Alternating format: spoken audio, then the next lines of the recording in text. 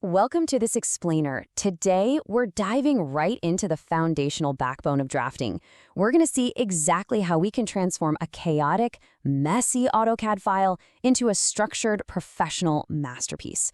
Look, if you've ever felt completely overwhelmed by a drawing that just looks like a tangled web of lines, well, you're definitely in the right place. I mean, just imagine trying to draw thousands of lines, your walls, doors, dimensions, electrical symbols, all of the furniture, on a single flat piece of paper. It would be an unreadable, uneditable mess, right? Instead, I want you to think of layers as transparent digital sheets stacked together, where each individual sheet holds a very specific type of information. So you'd have one sheet literally just for your walls, and another one just for your furniture. And when all these transparent sheets are visible together, boom, they form your complete drawing. Honestly, understanding this concept is an absolutely essential drafting skill.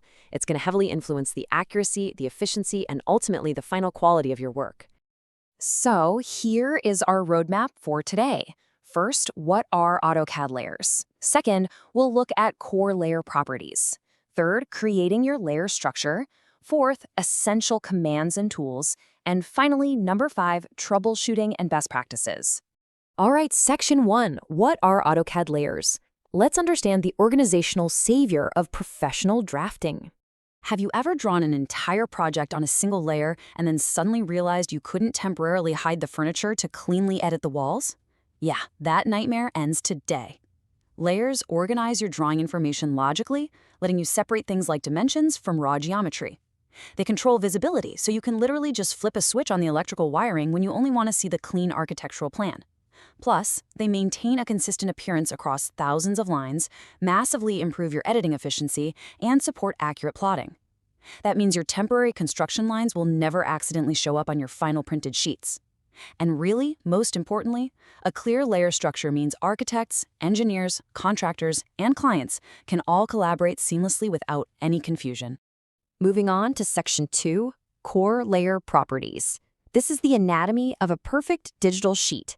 So by assigning specific line weights, line types, and colors directly to a layer, you establish an instant visual language. It tells the reader exactly what they're looking at. For example, you're definitely going to want to use thicker line weights for main outlines and structural elements like walls, and then use thinner line weights for secondary details, things like dimensions and material hatching. You can set your line types to continuous, hidden, or dashed patterns to really distinguish different elements, like using a centerline pattern for, well, a centerline layer. You can even adjust the transparency to nicely fade out background references, or toggle the plot setting. That way your internal drafting notes and construction lines stay totally visible while you work, but they hide completely from your final printed output. Okay, listen closely. If you take absolutely nothing else away from this explainer, memorize this golden rule right here, ByLayer. You should always set your individual object properties like color and line weight to ByLayer. When you do this, your objects automatically inherit the rules of their assigned digital sheet. So if the wall layer is set to the color red with a 0.50mm line weight, every single line drawn in that layer perfectly follows those rules. But if you start assigning individual colors directly to the lines themselves, actually, scratch that. Just don't do it. It creates what are called object-level overrides, and they make complex drawings incredibly frustrating to manage and update. Seriously, stick to ByLayer. Now, here is a concept that trips up so many beginner users, turning layers off versus freezing them.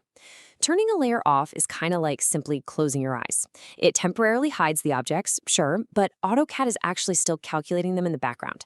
It's quick to restore, and it's best for small drawings where your computer's performance isn't really an issue. Freezing, on the other hand, tells AutoCAD to completely forget that layer even exists when it comes to display regeneration and drawing calculations.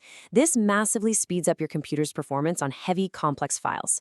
Plus, freezing allows for viewport-specific overwrites. That means you can show a layer in one layout view and freeze it in another layout on the exact same drawing. Pretty cool, right?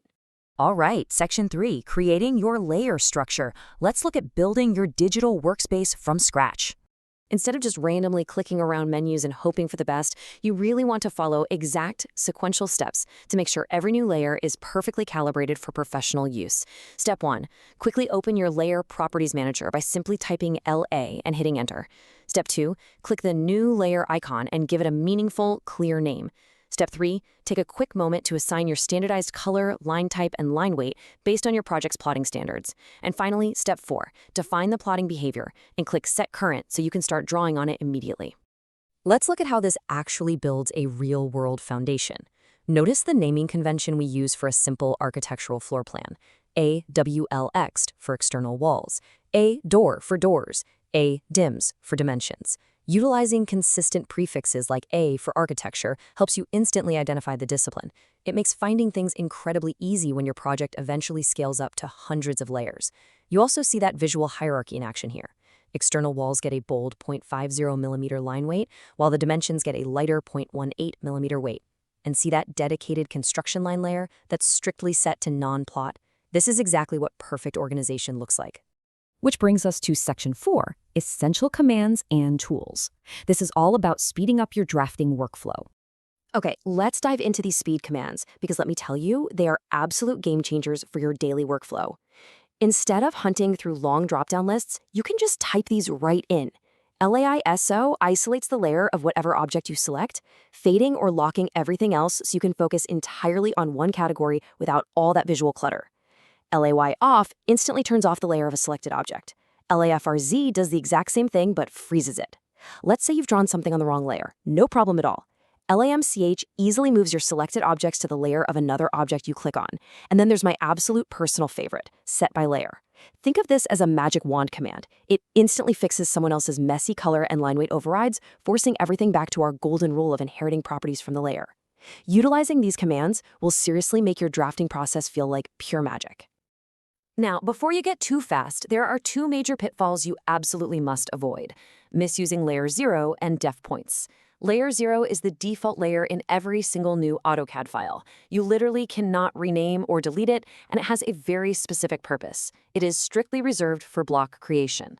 Do not use it to draw your entire project, or you will completely lose all the organizational benefits we just spent all this time discussing. Then there is the mysterious def points layer. This layer is automatically created by the software the second you add certain dimensions. Because it inherently does not plot, people get a little lazy and try to use it as a shortcut for general construction lines. Please, whatever you do, don't do this. It causes highly unpredictable behavior in your file. Just create your own dedicated non-plot layer instead. Trust me, avoiding these two mistakes is going to save your file's organization. Finally, Section 5, Troubleshooting and Best Practices.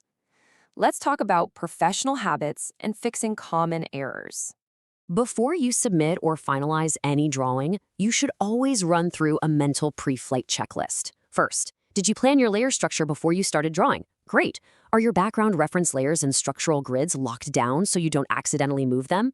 Excellent. Do you consistently check your current active layer before creating new objects to prevent, say, accidentally putting walls on your text layer? Perfect. Are your unused layers completely removed using the purge command before final submission to keep the file nice and clean? Fantastic! And remember, never blindly delete a layer without using the isolate command to check its contents first. You might erase something critical. Finally, if objects ever mysteriously disappear in a specific paperspace layout, always check your viewport free settings in the manager. Building these habits is truly what separates the beginners from the absolute professionals. Of course, mastering these layered drafting skills definitely takes discipline. The comprehensive workflow standards and blueprints we've explored today are completely powered by the excellent guides provided by Assignment on Click. Full credit goes to them for helping designers everywhere improve their drawing accuracy and organize their project files professionally. So, now that you truly understand the power of transparent digital sheets, I want you to take a hard look at your latest AutoCAD project. Seriously, could your current drawings survive a professional layer audit? Are you strictly utilizing that ByLayer rule we talked about? And do your line weights establish a beautifully clear visual hierarchy? Or is it maybe time to go back, apply what you've learned today, and finally fix those layers? I hope this explainer has completely empowered you to take total control of your drafting structure. Keep learning, keep organizing, and we will see you in the next